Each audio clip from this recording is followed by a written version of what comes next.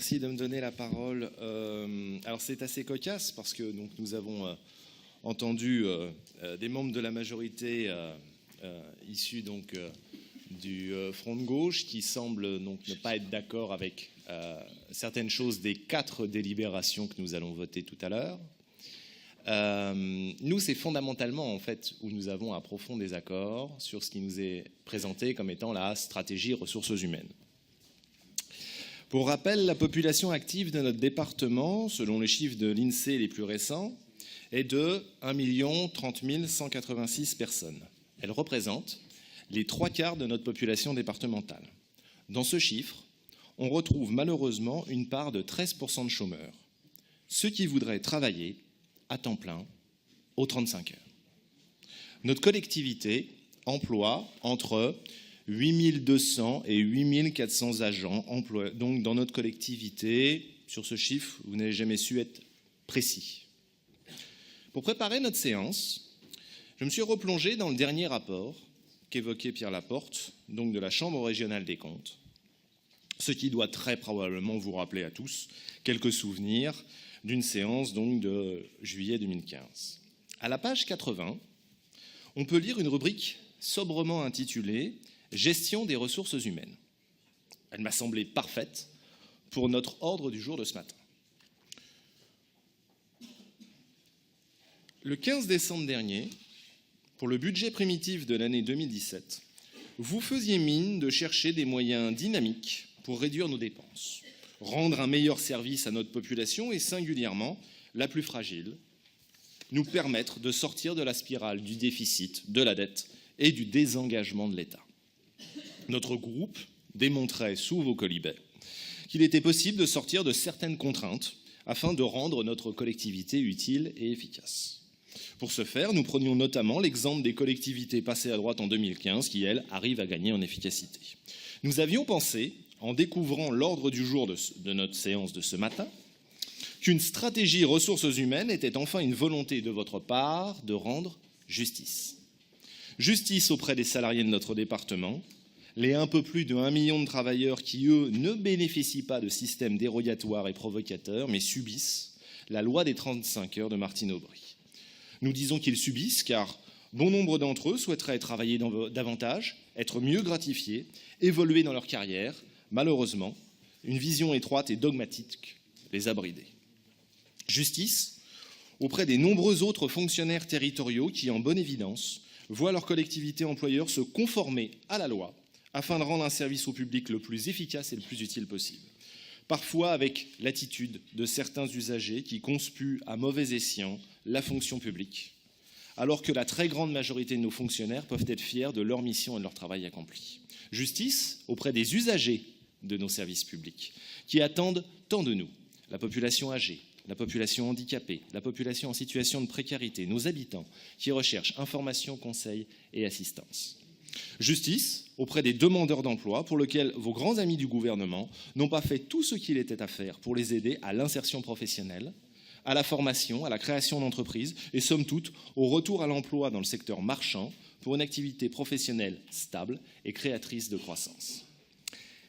C'est cette même vision obscurcie qui vous a d'ailleurs tous conduits à vous ranger derrière celui qui faisait la promesse la plus irréaliste à l'occasion de la primaire de la gauche dimanche dernier, celle d'une allocation à vie. Ainsi, au lieu de répondre par le travail, vous répondez par l'annihilation des efforts personnels et du mérite. Vous, dans votre obscurantisme, faites fi de la réalité, de la conjoncture d'endettement maximum de nos collectivités et des recommandations de la Cour des comptes. Cette dernière ne pouvait être plus explicite il y a 18 mois. Le pire est qu'elle a fait une chose, une seule, répéter ce qu'elle avait déjà dénoncé lors du rapport précédent, celui qui concernait la gestion de vos prédécesseurs communistes. Alors pour l'assistance, je refais rapidement la lecture donc, de cette fameuse page 80. L'article 21 de la loi du 3 janvier 2001 relative à la résorption de l'emploi précaire et à la modernisation du recrutement dans la fonction publique ainsi qu'au temps de travail dans la fonction publique territoriale dispose que les régimes de travail mis en place antérieurement à l'entrée en vigueur de la loi peuvent être maintenus par décision expresse de l'organe délibérant de la collectivité. Cela signifie que les collectivités territoriales peuvent soit conserver un régime antérieur, soit appliquer le régime des 35 heures. Ainsi que la Chambre l'avait déjà constaté lors de son précédent contrôle, une délibération du 3 décembre 2001 a confirmé la durée hebdomadaire du travail mise en place par délibération du 24 octobre 2000 et du 18 décembre 2001 pour les agents départementaux. Ces délibérations ont maintenu une durée annuelle de travail très inférieure aux 1607 heures requises depuis la mise en œuvre de la loi de la fonction publique. Ce choix a un coût pour le département. Alors, quel est ce coût ? En 2014, 5221 agents départementaux effectuaient chacun 1519 heures par an. Ces agents sont le tronc commun de nos collaborateurs, ce qui exclut les travailleurs sociaux et les agents des collèges. Ceux-là ont un régime plus avantageux encore. Les premiers travaillent en moyenne 32 heures par semaine. Ils représentent 765 de nos agents et les ATTE font, eux, 31 heures par semaine. Mais la grande majorité de notre personnel n'assure que 33 heures par semaine. La Chambre régionale des comptes avait estimé le coût de la durée annuelle du travail au département de Seine-Saint-Denis. Ce régime plus qu'avantageux représente près de 22 millions d'euros. Avec 22 millions d'euros, nous faisons un collège. Et chaque année, sans dette, sans emprunt, et juste en faisant appliquer la loi. Certes, les choses ne peuvent malheureusement pas être aussi rapides. Toutefois, il faut bien commencer à un moment donné. Et la stratégie ressources humaines que vous nous présentez ce matin aurait pu être un point de départ. Mais vous ne faites pas ce choix. Vous optez pour l'immobilisme, plus encore, vous optez pour la torpeur. Jeudi dernier, lors de la commission des finances, nous nous sommes réunis autour des représentants de la direction des ressources humaines, à qui nous avons posé principalement 2 questions. La première que j'ai formulée, mais dont la réponse ne m'était pas inconnue, portait sur le chiffre de 37 jours de congé. 37 jours de congé, c'est le total annuel à disposition de nos personnels, donc du tronc commun. Les 5221 agents départementaux qui font 33 heures hebdomadaires. Chaque agent dispose de 37 jours de congé payés. Ce chiffre, en fait, on l'obtient quand on travaille 35 heures. Il s'obtient en fait en additionnant 5 fois la durée hebdomadaire, plus 11 jours dits de RTT. Et à la discrétion de l'employeur, on peut faire cadeau ou non d'un jour supplémentaire, la journée de solidarité, instituée en 2004 après la meurtrière canicule de 2003. 25 plus 11 plus 1, ça fait 37. En Seine-Saint-Denis, dans ce département où la dette est de 1,2 milliard, où vous avez contracté le mois dernier un emprunt d'équilibre supplémentaire de 104 millions d'euros pour 50 ans, dans notre collectivité où la demande sociale est si forte, où la jeunesse ne demande qu'à s'épanouir, là où nous avons tant de besoins de solidarité, on alloue 37 jours de congé par an. On y travaille 33 heures par semaine quand ce n'est pas 31. À ma question sur ce nombre, la direction des ressources humaines nous a répondu que c'était un chiffre issu d'anciens accords dont on avait grand-peine à nous donner la façon dont il était calculé. On nous a fait comprendre que ces 37 jours étaient, qui plus est, forfaitaires, qu'ils pouvaient se prendre indifféremment comme n'importe quel jour de congé. Or, l'application de la loi sur les 35 heures prévoit que les jours de récupération horaire peuvent se prendre si et seulement si on a travaillé dans la semaine. Absent pour quelque raison que ce soit, hormis des jours de congés payés qui, eux, sont considérés comme du temps de travail. Si l'on n'est pas là, on ne récupère pas. Ainsi, si l'on travaille 39 heures réelles par semaine pendant un mois, là, on peut prendre 2 jours de RTT le mois suivant, etc. Et c'est à compter de ce moment que j'ai saisi que nous n'étions pas seulement dans l'immobilisme, mais dans la torpeur. En effet, l'autre question au cours de notre réunion fut posée par le président de la commission, cher collègue Pascal Baudet. Ce fut, pour être exact, en fait, la toute première question, avant même qu'on nous fasse la relecture de la note que nous avons aujourd'hui là sous les yeux.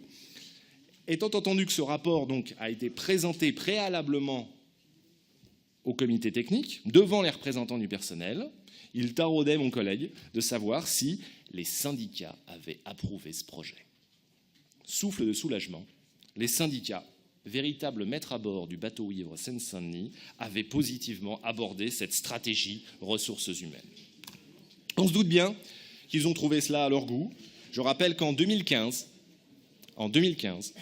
les chambres régionales des comptes ont audité 103 collectivités et ont tiré un bilan. Seule une collectivité sur 5 respecte la législation. En somme, les agents territoriaux travaillent en moyenne 1562 heures par an. Une nouvelle fois, nous distinguons, puisque le tronc commun, nos 5221 agents font 1519 heures par an, c'est 43 heures de moins que la moyenne, c'est déjà 88 heures de moins que la loi Aubry.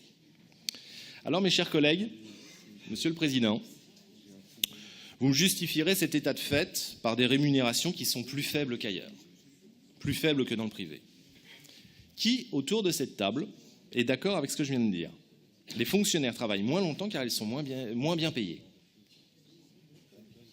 Non, c'est faux. Alors pourquoi? Tout simplement parce que là encore, notre collectivité, que vous dirigez bien mal, fait des choix.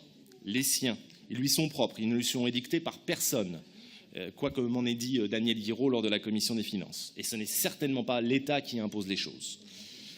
La longue litanie des sigles plus incompréhensibles les uns que les autres, qui constituent le régime indemnitaire que vous détaillez dans le présent projet de délibération, aboutit déjà à un montant supérieur à la moyenne des collectivités de notre strate. Les différents rapports de la Cour des comptes sont formels sur ce sujet. Nous-mêmes pouvons en témoigner lorsque nous avons connaissance dans nos communes des montants de salaire pratiqués par le département supérieurs, toute proportion gardée, à ceux de nos propres agents municipaux.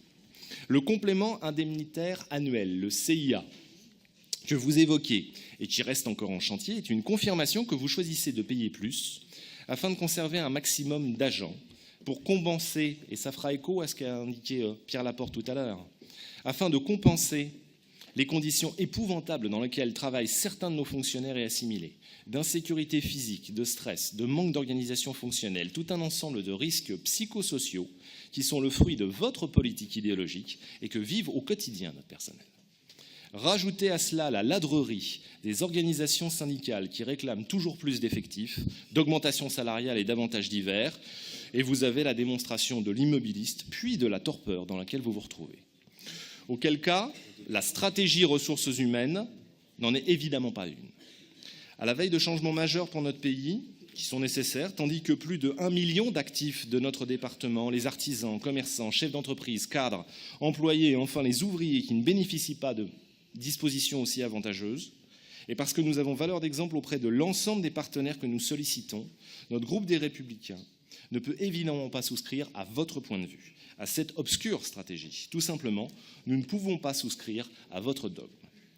Naturellement, nous voterons contre, mais d'une façon différenciée, les 4 délibérations qui nous seront proposées, puisqu'il est entendu que des dispositions concernant la mutuelle ou les autorisations spéciales d'absence nous semblent être correctes. À l'inverse, le RIFSEP et le régime des congés payés ne sont pour nous pas acceptables. Je vous remercie. Merci, Corinne.